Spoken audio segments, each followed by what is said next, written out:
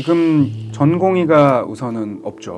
그게 되게 애매한 게 이 사람들이 돌아온다는 그런 개념이 있는 건지 없는 건지를 잘 모르겠어. 그것도 문제죠. 삭제가 된 상황에서 돌아올 수가 있는 건지. 상급병원에 있는 친구들한테 얘기를 들어보면은 자기 전공의들이 그냥 아예 안 돌아올 것 같다는 거예요. 아예 내과를 혹은 산부인과를 혹은 소아과를 그냥 아예 접어버린 것 같다.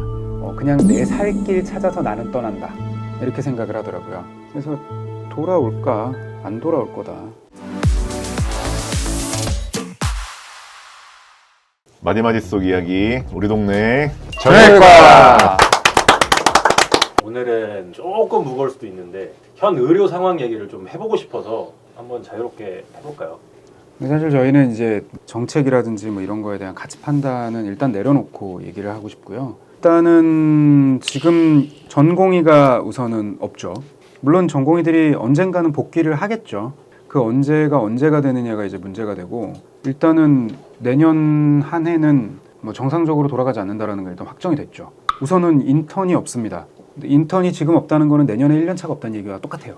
그러면 기존에 이제 이탈했었던 사람들이 돌아올 때 그 사람들의 원래 있었던 연차로 복직을 해줄 거냐 말 거냐, 이것도 또 알 수 없는 문제죠. 왜냐하면 이 사람들은 휴직을 한 게 아니라 사직을 한 거거든요. 그게 되게 애매한 게 이 사람들이 돌아온다는 그런 개념이 있는 건지 없는 건지를 잘 모르겠어. 그것도 문제죠. 돌아오는 게 아니라 지금 일단 없어진 거잖아요. 삭제가 된 상황에서 돌아올 수가 있는 건지. 그런 이건 내 탕. 산업재 삭제를. 상급병원에 있는 친구들한테 얘기를 들어보면은 자기 전공의들이 그냥 아예 안 돌아올 것 같다는 거예요. 아예 내과를 혹은 산부인과를 혹은 소아과를 그냥 아예 접어버린 것 같다. 우리 바이탈과라고 하는.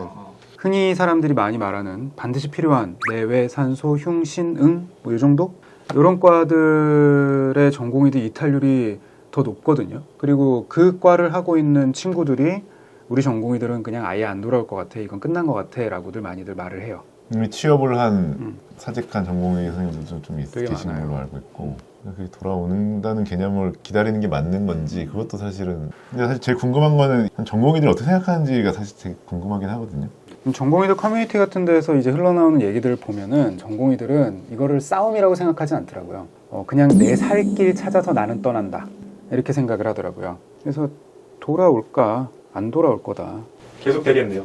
그리고 계속 될 수밖에 없는 게, 우리가 만약에 또 새로 이제 어떤 과를 들어가려고 그러고 들어가기가 일단 두렵죠. 선배가 있어서 얘기를 좀 듣고 이렇게 인수인계를 받고 이렇게 해야 되는데, 그럴 사람이 없이 자기가 처음부터 이제 시작을 해야 되는 입장이 들어가기가 굉장히 용감하지 않는 한 좀 어려울 것 같고, 그러면 이제 안 들어가고 또 이제 우리가 일반이라 그래서 이런 전문의 과정을 거치지 않는 그런 사람들이 이제 많이 생겨나겠죠. 우리나라의 가장 좀 뭐 장점이다 단점인 게, 우리 주변에 있는 작은 병의원들을 이렇게 다 봐도 일반의가 진료하는 의원이 사실 거의 없거든요. 다 전문의거든. 소아과 작은 데 가도 소아과 전문의 선생님 계시고, 내과가 내과 전문의 선생님 계시고. 일반의 간판 달면 사실은 뭐 이렇게 잘 안 가게 되기도 하고, 우리나라 워낙에 이제 의료의 눈높이가 높아져서, 그러면 그 일반인들이 다 어디 가냐면 피부 미용이죠.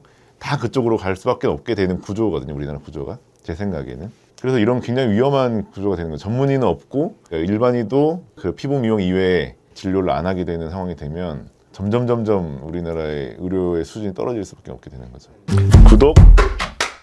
정부에서 처음에 얘기하기로는 의사가 10,000명이 부족할 테니까 10,000명을 더 확보하기 위해서 2,000명씩 5년을 일단은 증원을 해야 된다, 뭐 이런 얘기였는데, 현실은 반대로 10,000명이 없어졌죠. 그래서 전공의가 이미 없어져 버린 과들은 그 과를 함으로 인해서 어떤 확실하게 확정적인 미래에 어떤 이익이 있을 게 기대되는 과가 아니고서는 전공의들을 다시 받기가 굉장히 어려울 거예요. 그리고 그때 잠깐 우리끼리 얘기했던 건데, 사실 우리가 레지던트 할 때 했으면 안 나갔을 수도 있어. 우리 때였으면. 요즘은 안 그렇거든요. 요즘에 세대들이 그렇지가 않고 분위기도 많이 바뀌었고, 우리 때는 막 윗년차 뭐 교수님이 뭐 깍듯이 받들면서 이렇게 하는 그런 분위기였기 때문에 사실은 무서워서 못 나갔을 것 같긴 한데, 이제 지금은 다른 거죠. 우리 때보다 뭐 현명하다고 할 수도 있고, 맞아. 이제 그런 차이가 확실히 있죠. 근데 그거를 뭐 낙수효과니 뭐 이런 걸로 완전히 그냥 붕괴를 시켜버리는 게 아닌가. 좋아요.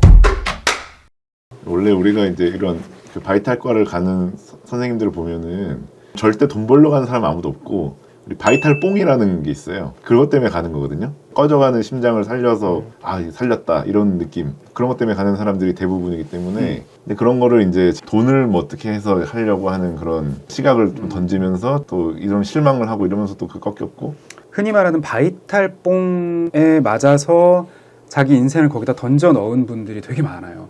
지금 바이탈을 하시는 분들 혹은 하려고 했었던 전공의들 저는 뭐 거의 대다수일 거라고 생각하는데 이 사람들이 다른 인기과를 하고 싶었지만 못 해갖고 이쪽으로 밀려난 사람들이 절대 아니라는 겁니다. 할 게 그것밖에 없지 않아요. 흉부외과를 가진 않지 보통 사람들이. 그런다고 흉부외과를 가진 않아요. 그게 가장 큰 착각인 거예요. 근데 그렇게 생각을 했더라고요. 정책을 결정하는 사람들이. 피부과를 못하면 결국 밀려 흉부외과, 신경외과를 채우겠지. 이게 말도 안 되는 생각이라는 거죠. 거길 갔던 사람들은 진짜 그게 좋아서 혹은 그 바이탈뽕을 맛보려고 뭐 그래서 간 사람들이 거의 대부분이거든요. 그러지 않고서는 그 보상도 작고 그 힘든 게 눈에 뻔히 보이는 거를 사람이 할 수가 없어요. 근데 그런 사람들을 밀려난 사람들 취급을 해버렸어요. 제가 지금 전공 입장이라고 해서도 생각해도 그래요. 내가 저런 과에 지원해서 하게 되면은 나 공부 못하는 낙수과 간 한심한 의대생, 한심한 의대 졸업생 취급당하는 건데 그런 취급 받으면서는 자존심 상해서라도 못 가겠죠. 그리고 또 하나 생각해야 될 게 이제 의대생들이거든요. 의대생들이 지금 휴학을 하고 있는데 맞아. 실제로 이제 전공의들은 지금 사직을 한 다음에 돈을 벌고 있는 사람들도 있어요. 의대생들은 고스란히 자기 인생을 깎아먹고 있는 거라서 좀 안타깝긴 하거든요. 그리고 또 이제 뭐 뒤에 뭐 들어오면 또 교육이 어떻게 되고 이거는 뭐 어떻게 될지는 아직 모르지만 그게 어떻게 될까? 알림 설정? 지금 뭐 여러 가지 예상들이 난무하는데 근데 저희는 딴 건 모르겠는데 그거 하나는 확신하는 게 있어요. 이 사태는 이제 시작이다. 그렇지. 의사들이 네. 의사들은 대부분 그렇게 생각합니다. 해결되지 못하면 점점 더 이 스노볼이 눈덩이가 굴러가서 점점 커질 겁니다. 지금 예상을 딱 하긴 어렵지만 굉장히 무서운 일이 다가오고 있다. 무서운 변화가 다가오고 있다. 이렇게 생각을 하고 있죠. 그게 문제죠. 바이탈과는 정말 끝난 것 같다는 거죠. 그 사람들은 이제 정말 안 돌아갈 작정을 하고 나간 사람들이 상당히 많은 것 같아요. 그러면 이제 그거 어떻게 채워넣지? 이런 생각을 당연히 할 수밖에 없죠. 어쨌든 좀 어려운 주제고 한마디로 정리하기 어려운 어쨌든 그런 일인데 잘 어떻게 마무리가 돼서 희망적인 어떤 뉴스나 소식이 들려왔으면 좋겠다는 바람을 하고 마무리하도록 하겠습니다.